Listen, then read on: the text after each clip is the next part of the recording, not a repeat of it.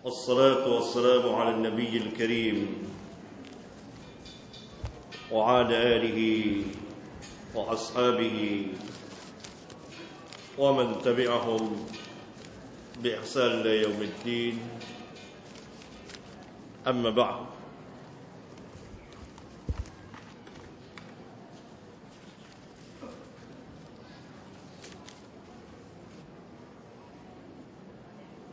ikhwan dan akhwat yang saya muliakan,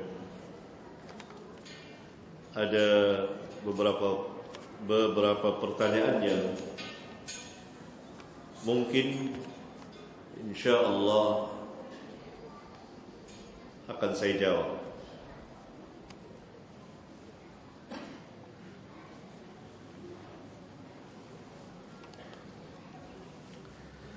Di antaranya, Assalamualaikum, waalaikumsalam, Bapak Ustadz Abdul Hakim.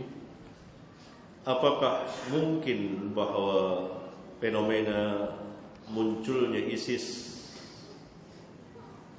adalah untuk menipu umat Islam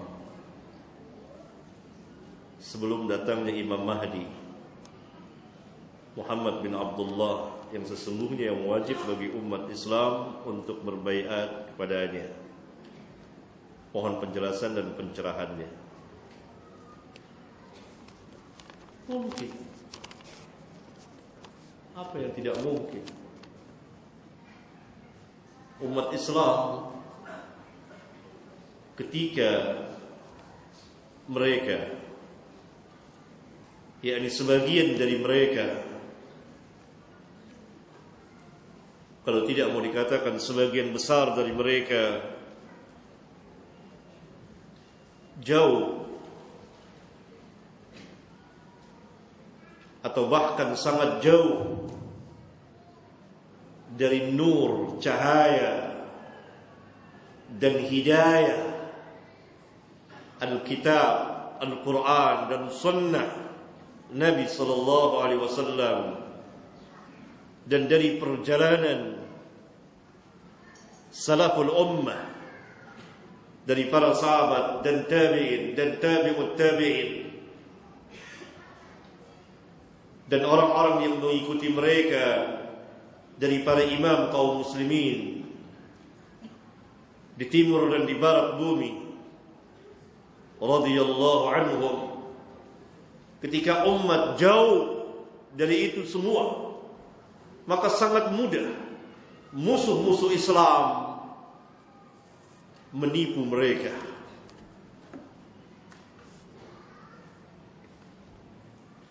Sebagaimana sebagian kaum muslimin tertipu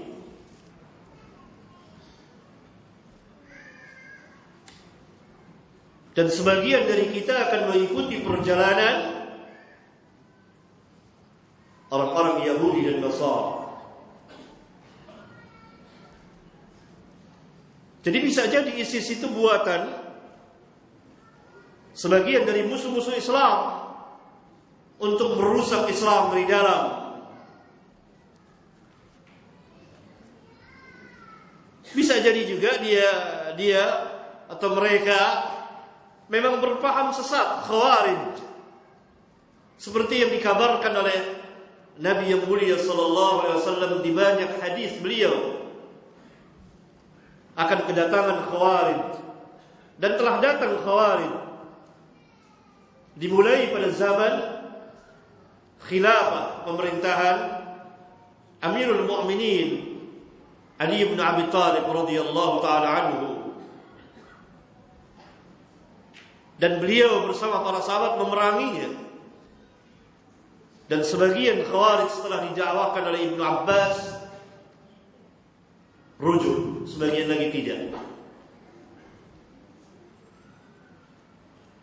Walhasil dari zaman ke zaman Khawarij akan muncul terus, dan dari zaman ke zaman akan ada orang-orang yang merusak Islam dari dalam, yang bukan Islam.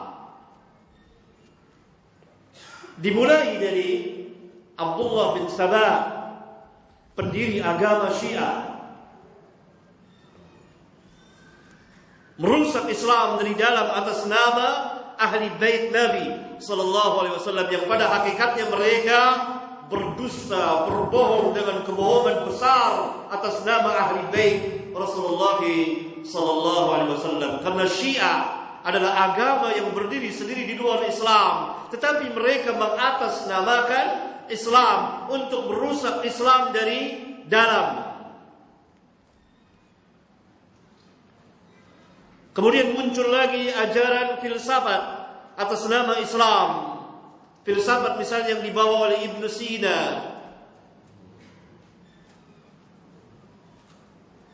Muncul lagi Karamita Ismailiyah yang sekarang ada di Syria, Nusairiyah. Kelompok-kelompok kaum zindiq, yakni orang-orang munafik yang merusak Islam dari dalam, dan mereka bukan kaum muslimin. Semakin umat jauh dari nur dan cahaya, dari cahaya dan hidayah Al-Quran dan Sunnah bersama perjalanan salaful ummah dari para sahabat dan tabi'in dan tabi'ut tabi'in, akan sangat mudah bagi musuh-musuh Islam untuk menipu dan merusak Islam dari dalam.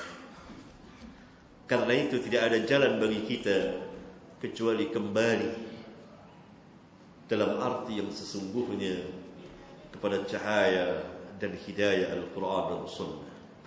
Kembali kepada manhaj para sahabat ridwanullah alaihim jami'an. Secara taksil, apa yang saya maksud secara taksil? Secara berdalil. Dan secara tafsil, apa yang saya maksud dengan secara tafsil? Secara terperinci. Tidak secara garis besar saja, tidak. Berpegang benar-benar dengan Al-Quran dan Sunnah Nabi yang mulia. Itu yang pertama. Yang kedua, adapun pengakuan sebagai Imam Mahdi dalam sejarah banyak sekali. Dalam sejarah orang-orang mengaku Imam Mahdi, Imam Mahdi, Imam Mahdi. Bahkan Syiah punya Imam Mahdi tersendiri. Tapi bedanya dengan Imam Mahdi kita, Imam Mahdi Syiah telah lahir orangnya pada abad ketiga Hijriyah, masuk ke dalam goa. Dan mereka nungguin sepanjang zaman, sudah 1000 tahun nggak keluar-keluar dari goa. Karena memang fiktif, orangnya tidak ada, khayalan mereka, khurafat mereka. Adapun Imam Mahdi kita belum ada orangnya. Nanti Dajjal saja belum turun, belum datang. Nabi yang mulia Isa bin Maryam alaihi salatu wassalam belum turun. Hadis-hadis tentang Mahdi jelas sekali, walaupun tidak sampai derajatnya kepada derajat hadis-hadis tentang Isa, tapi tidak dapat tidak. Hadis-hadis tentang Mahdi sebagiannya sahih, sebagiannya hasan, sebagiannya dhaif, sebagiannya maudhu, palsu. Maka kita ambil yang telah sah. Dan saya terangkan beberapa hadisnya di kitab Al-Masail jilid ke-12 yang akan terbit insyaallah ta'ala. Jadi Imam Mahdi dari keluarga Nabi yang mulia, dan dia tidak lebih dari seorang mujaddid dan salah seorang imam dari imam-imam kaum muslimin yang akan datang pada akhir zaman, ketika bumi diliputi dengan kerusakan, kekacauan, kejahilan. Dan waktu itu turun Isa bin Maryam alaihi salatu wassalam. Dan Isa diperintah untuk menjadi imam, tapi tidak mau. Berarti akan datang nanti. Ya. Maka ISIS ini sebuah ajaran yang pada hakikatnya Khawarij, yang telah diberitahukan Nabi SAW akan membunuhi kaum muslimin, memerangi kaum muslimin, dan tidak memerangi orang-orang kufar.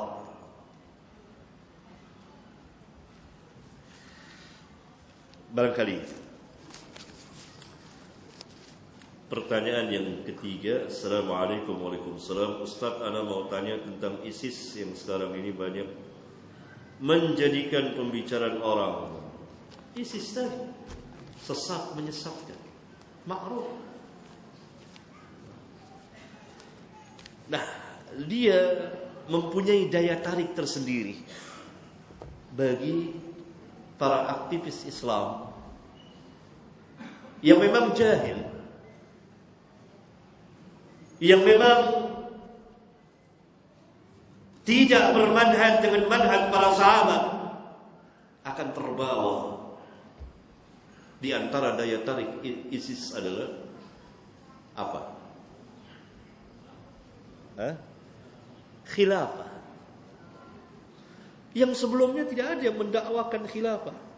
Ada di sini beberapa firqah sesat mendakwakan khilafah, tapi mereka kecil, lilin. Tapi ISIS mendunia karena memang saatnya tepat, yakni ketika terjadi konflik yang menjadi Irak dan Syria akan menjadi perhatian dunia. Si Abu Bakar Al-Baghdadi ini tampil, saya khalifah. Kan ngecap aja nih. Bohong aja, ngomong kosong. Gimana khalifah?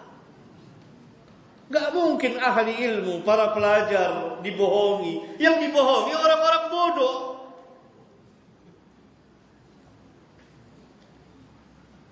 Dia sudah perkirakan bahwa akan mengikuti dia orang-orang bodoh. Karena di negeri-negeri Islam seperti di Indonesia banyak orang-orang seperti itu, yang mereka juga menyuarakan khilafah. Hanya mereka kecil, khalifahnya gak ketahuan, atau ketahuan gak dikenal. Dan Indonesia bukan negara konflik, jadi gak dikenal. Kan banyak firqah sesat, banyak ngaku dari dulu, ngaku khilafah di sini. Khalifah bayangan itu banyak. Khalifah palsu di Indonesia lebih banyak dari ISIS. Banyak khalifah. Saya pernah diajak oleh salah satu firqah sesat untuk masuk ke kelompoknya, membaiat khalifahnya, dan saya akan dimuliakan, suruh ngajar hadis. Lalu saya tidak bantah, saya diam. Saya bilang, di sana juga ada khalifah, ada firqah juga yang sama dengan mereka, dan bersaing ketat. Mereka punya khalifah juga. Maka saya katakan kepada tokohnya ini, salah satu tokohnya, sekarang ada 2 khalifah. Dan kata Nabi yang mulia SAW, apabila dibaiat 2 khalifah, bunuhlah salah satu. Siapa yang akan saya bunuh dulu? Khalifah antum atau khalifah yang saya? Diam mereka. Udah gak berani ngajak saya lagi. Saya gak bantah, karena kalau saya bantah juga capek, buang energi dan berputar di situ. Saya di sana ada khalifah lagi. Antum ngaku khalifah antum yang paling sah, di sana ngaku paling sah juga. Itu baru 2, belum lagi yang lain. Ngaku khalifah. Saya dalam perjalanan dakwah puluhan tahun sering bertemu dengan firqah sesat. Tokoh-tokoh sesat sering datang pada saya, sebagian rujuk, alhamdulillah. Segala keutamaan berpulang pada Allah. Bahkan saya kadang-kadang mendatangi mereka. Saya pernah datangi Darul Arqam yang di Malaysia, tahu? Saya datangi langsung. Saya mau berdebat dengan tokoh. Saya tantang. Tapi bukan di umum, di tempat markas mereka. Tantang. Saya mau debat sama Asy'ari Muhammad mana? Mereka mah bilang dia lagi ke Indonesia, lagi ini ada wakilnya.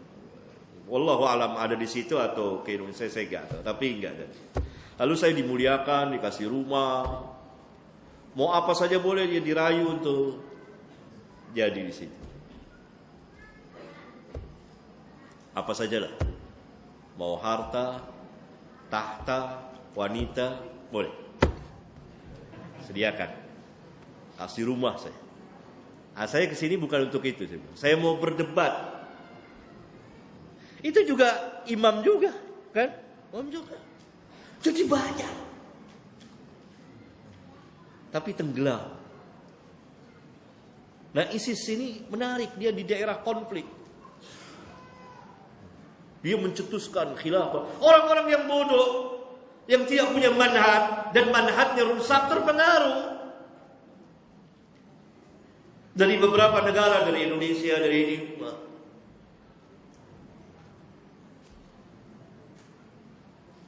Kan ada tuh beredar ya. Saya lihat di TV, filmnya dimunculkan, ada yang itu kan jahil. Jahil. Orang bicara itu. Dia orang jahil. Karena itu tidak akan tertipu insya Allah ahli ilmu dan para pelajar ilmiah.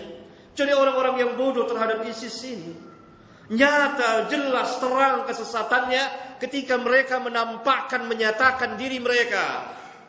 Tidak tersembunyi bagi ahli ilmu dan para pelajar ilmiah akan kesesatan ajaran ini, akan kebohongan dan kepalsuan mereka. Tapi mereka punya daya tarik tersendiri bagi orang-orang yang bodoh. Khilafah, khalifah. Orang-orang yang hanya bermodalkan semangat tapi jahil. Karena itu harus dibina dengan ilmu. Para aktivis ini ingin berjuang dan tidak sabar dalam menghadapi kenyataan bagaimana umat Islam ditindas, umat Islam dianiaya dan lain sebagainya. Sebagaimana kita saksikan dengan mata kepala kita. Harus sabar, sabar. Berjuang. Antum tahu,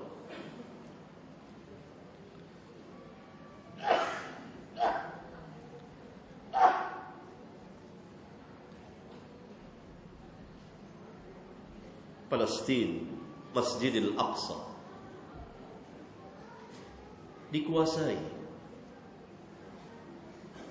dikuasai oleh pasukan salib. Ma'ruf direbut. Puluhan ribu kaum muslimin disembelih. Duka yang dalam saat itu bagi kaum muslimin di seluruh dunia Islam.